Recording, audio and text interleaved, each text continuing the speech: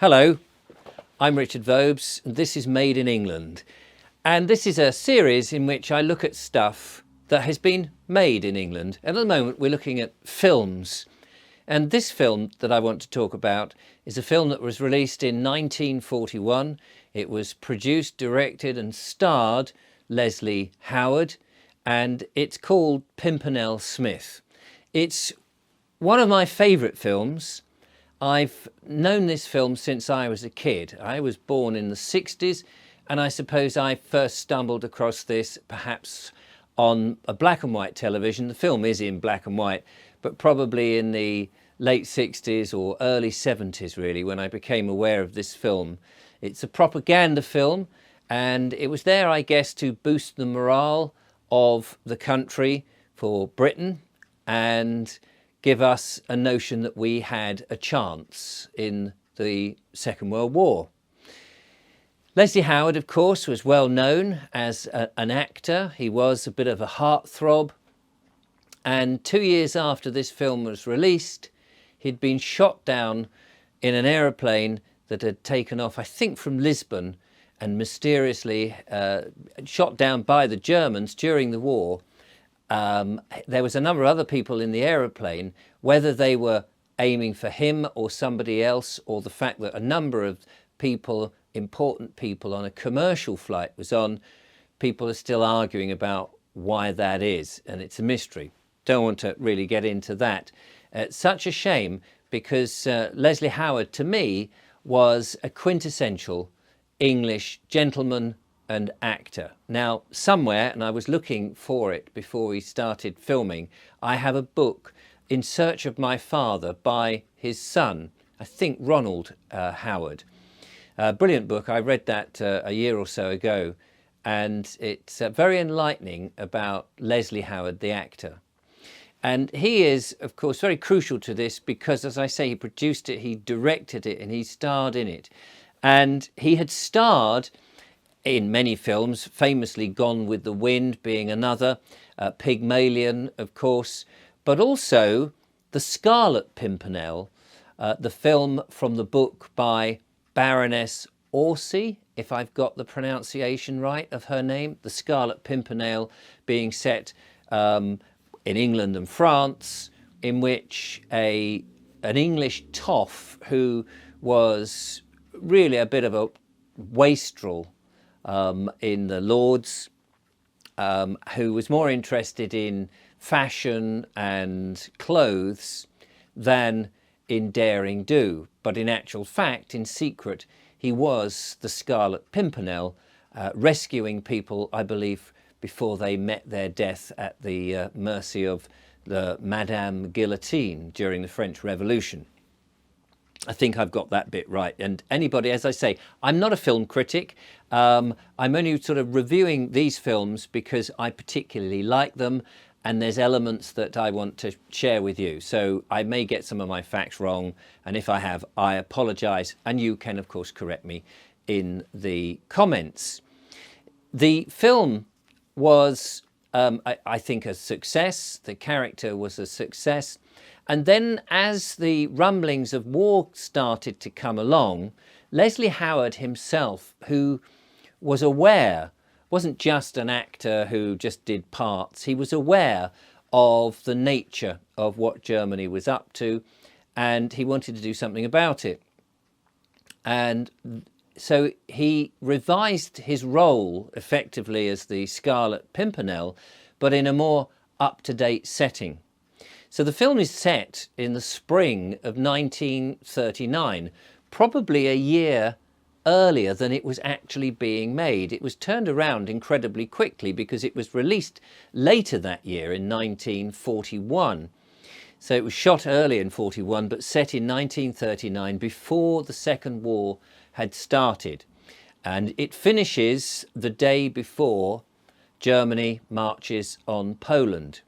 And at the scene, there's a very significant moment which sort of reveals that that is the case.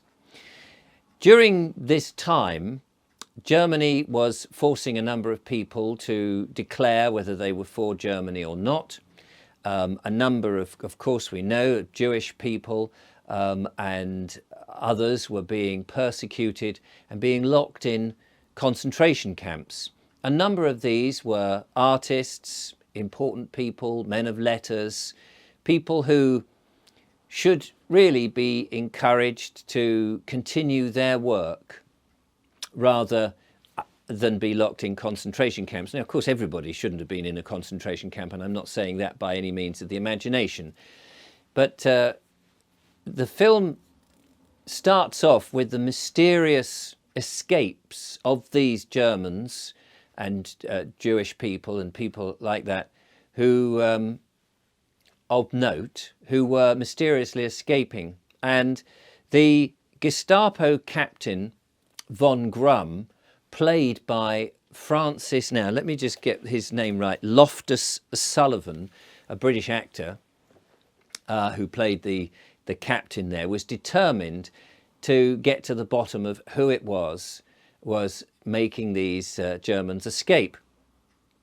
And he finally works out that it is in fact one man, but he doesn't know who for the beginning of the film. Now, I don't want to give too much of the plot away, because if you haven't seen it, it is on YouTube, so you can actually watch it. Again, it's very difficult because I don't want to give spoilers away, but he wants to get to the bottom of it. And of course, during the plot and a number of things go on, he does suspect the character that is played by Leslie Howard. And Leslie Howard's playing Professor Horatio Smith, a somewhat eccentric archaeological professor of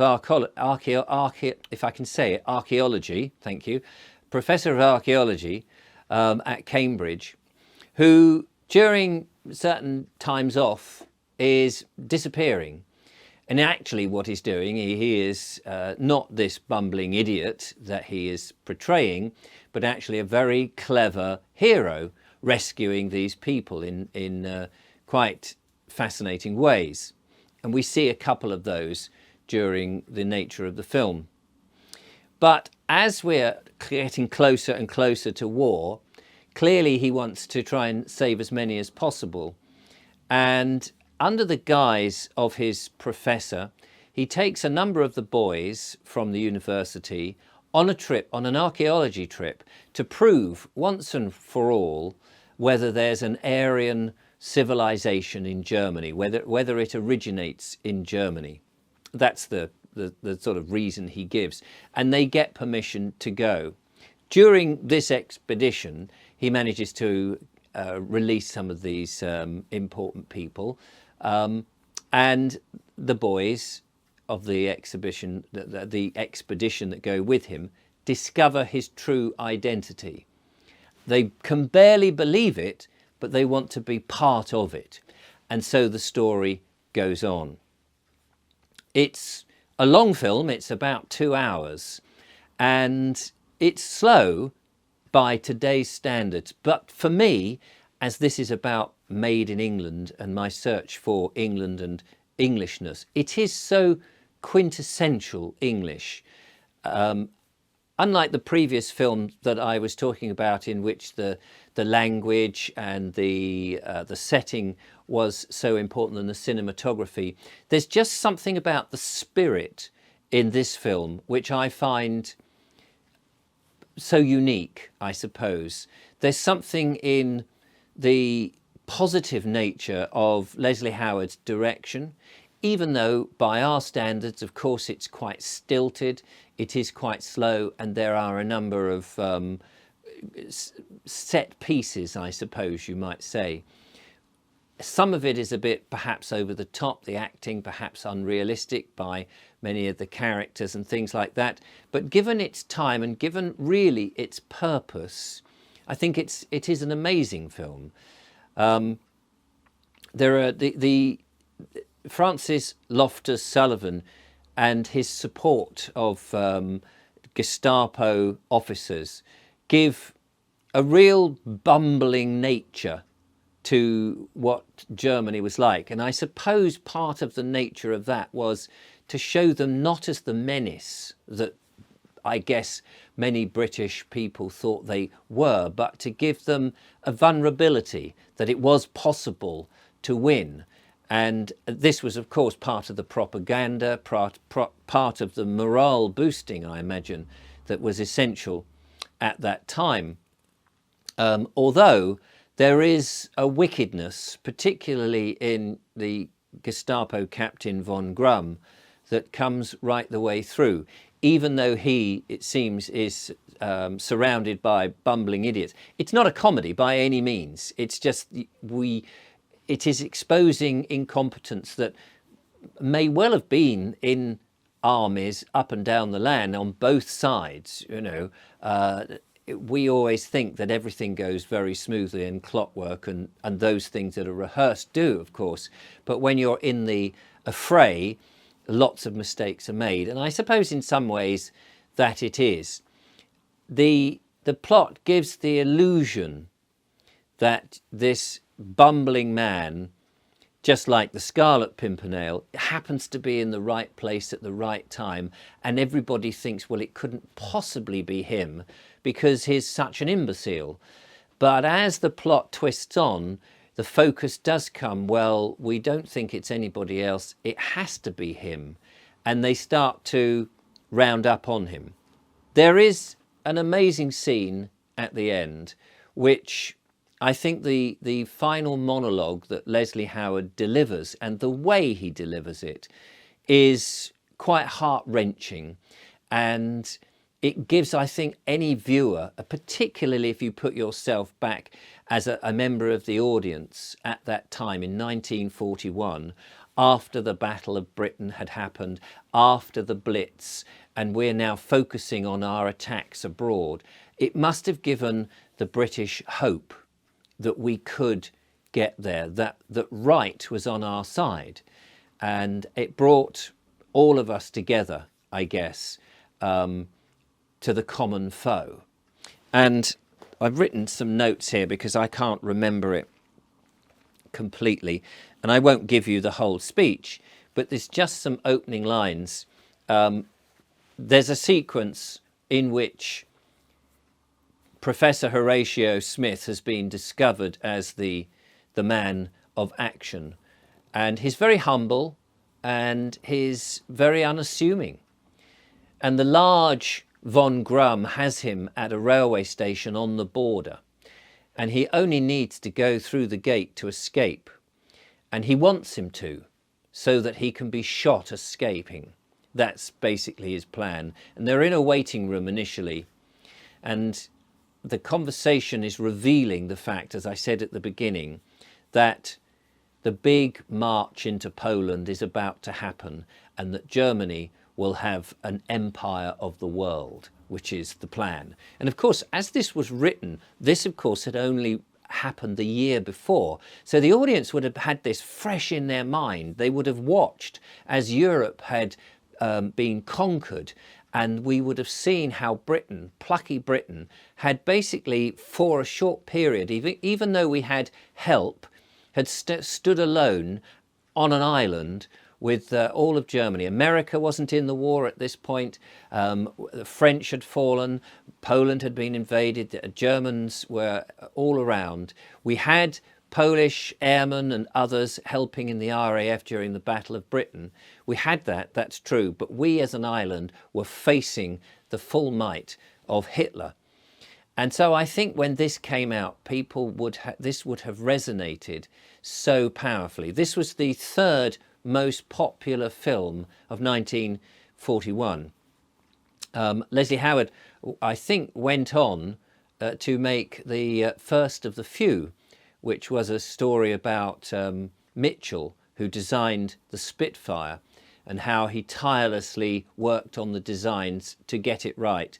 So again, at the beginning of the war, which Mitchell never actually saw, I don't think he ever saw the Spitfire, his amazing plane, fly in anger, I suppose, even though it was named Spitfire. Anyway, I think that came later. I may have got the order wrong, but anyway, the point was there's von Grum, however you pronounce his name, in this waiting room with Leslie Howard, Professor Horatio Smith, at gunpoint, pretty much guarded by the Gestapo officers. And he's told him that they're about to march into Poland and that there is this German empire is going to start. Of course, they didn't know that they were going to win the war, but this was the propaganda. And of course, it happened that, of course, Germany lost. Whether we won is, you know, a point you may want to debate, but Germany lost. They didn't know at that point as they made this film, but Professor Horatio Smith, good old Leslie Howard, he's wearing a trilby hat and a trench coat. He looks with a tweed jacket and a tie and I think a cardigan underneath. He looks such a humble, quintessential Englishman in this bit. But he tilts his head in the half light as light is shafting through at this misty railway station on the border in the doorway. And he says to the Gestapo captain, "You will never rule the world because you are doomed. All of you who have demoralized and corrupted a nation are doomed. Tonight you will take the first step along a dark road for which there is no turning back." And he goes on, and I don't want to give the whole speech because I don't want it to be a spoiler. But finally he ends with the words, "You are doomed, captain of murderers." And I can tell you, every time I watch that bit, after you watch the film and you get to that sequence, it hits you in the heart. And there's a clever gambit at the end, and then it's over. It's a wonderful film. I absolutely love it. I'm not really a great war film fanatic. There were certain films made around that time or shortly after in black and white, which I think were striking because they were so close to the time period that it happened. I did a critique of Dunkirk a few years ago now when it came out. I didn't like it at all. It was a modern version. And although perhaps it was more authentic with the fire and the bullets and things like that, the special effects and all of that, there was something about the modernness, the acting and everything else that felt not quite right. And as I said about the Happy Breed, which I was talking about last time, I know the acting is not real because it's on a screen. Of course, it's acting. But people watching this must have recognised this and the style of the piece as being quite real, as we watch feature films and think that it resembles, even if it's a far-fetched story, the acting style resembles something that would have been real, that the clipped voices and the way. And yet, Leslie Howard himself, his style of acting is so unassuming, underspoken, understated. There's something really rather marvellous about it. And I admired him very much, as I still do. But of course, you know, so sad that he was taken from us by the Germans in perhaps a revenge for this and other films that he had made. I don't know. I recommend it. Pimpernel Smith, if ever you get the chance, do look at it. It's a terrific film, and it does bring a lump to your throat. It's a quintessentially English film, and what more can I say? I highly recommend it. Thanks for watching.